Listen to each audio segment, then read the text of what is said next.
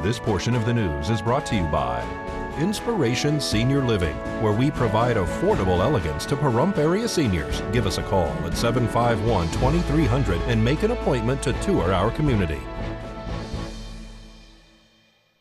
Vision loss is one of the most feared complications of diabetes.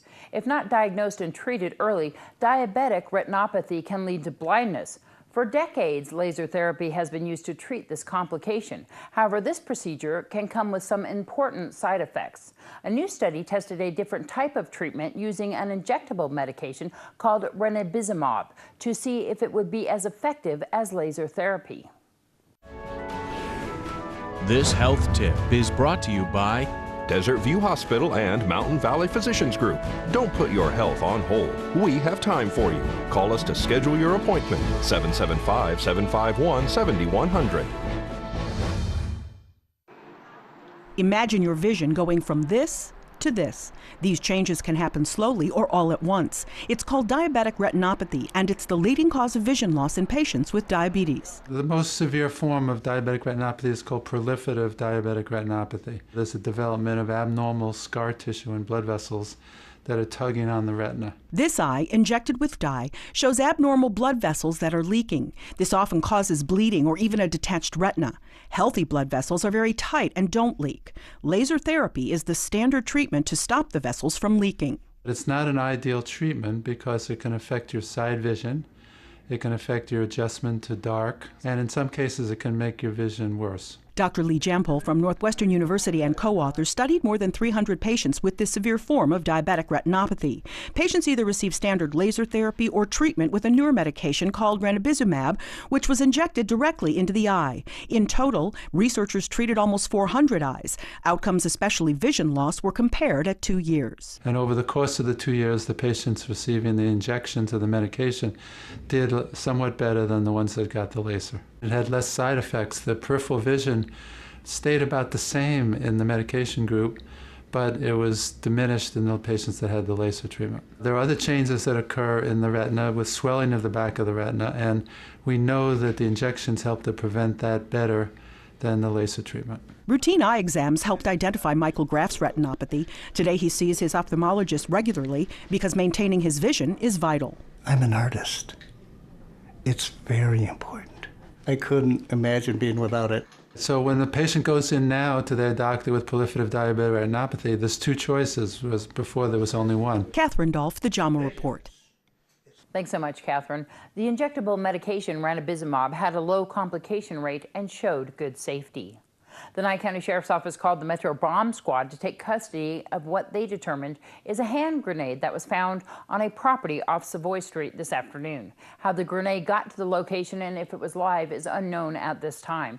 The item was safely removed from the property. Emergency crews extinguished a fully engulfed detached garage that caught fire Saturday on the south end of town. It was around 3:30 this afternoon. We were dispatched a report of a structure fire en route. Nye County reported, in fact, it was a detached two-car garage at the rear of the property. Reporting party making the call to 911 stated that the structure was well involved, and there was also a very closely located dog pen with a subsequent structure and also multiple vehicles. Upon Engine 3's arrival, they found, in fact, that we did have a well-involved structure. There was immediate exposures. The exposures were protected. The primary dwelling was already self-vented, which means the fire was through the roof. They did a good job holding the fire to the building of origin today. We found that we're just about to commence the investigation, but we're already finding other vehicles within the garage, numerous combustibles and flammables. We also had numerous explosions, ammunition, and other vessels that were stored within the garage. Were there any vehicles that were damaged? There's at least two that have significant heat damage to them. We were able to stop the fire from actually spreading to those vehicles, but the subsequent heat produced by that primary dwelling was significant. How are the animals? The animals are out. Animal control's on location. They will be securing those two animals and will be assessed for any injuries. Tell me what kind of precautions that you take when you have ammunition. Just try and stay behind stationary objects for further protection instead of going to an offensive interior attack, and including in this particular case, the conditions within didn't warrant that. So defensive exterior, use fixed objects as stationary and protection, and overall everything went very well today. So no extensions? No extension of the fire. It did start heating up that dog structure and also heated up the nearby vehicles, but it did not actually extend to them. Yeah, I know that you're doing the investigation now. There's no clue as to how it started at this point. Nothing at this point. The occupants aren't here, so we'll be hopefully meeting with them. We have talked to the reporting party, who was the initial witness to the fire, stated it began toward the front of the garage, very rapidly advancing, and it took the garage, a large metal garage door out in a very short fashion. Another structure was a complete loss over the weekend, this one off Van Lane.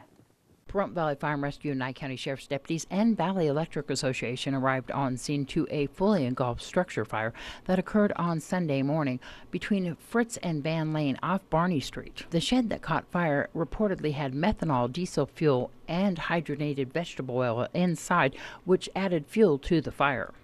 Also involved was a power pole owned by Valley Electric Association and a well house in close proximity to the structure. There was no extensions reported and no injuries as a result of this fire. However, the shed was a complete loss. Valley Electric secured power to the neighborhood to install a new power pole. The fire appears to be accidental in nature. Pahrump Valley Fire and Rescue is investigating. This is Deanna O'Donnell for News 46. At least 2 people were injured as a result of a 3-vehicle crash that happened Saturday in front of Lakeside Casino. A 3-vehicle accident occurred on Homestead and Thousand Air on Saturday afternoon.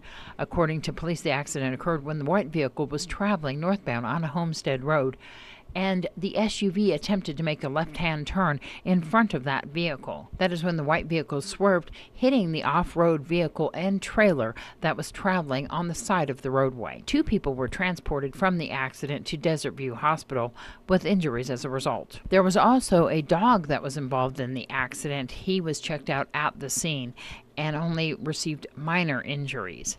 Nye County Sheriff's deputies directed traffic around the accident scene while the investigation was being conducted.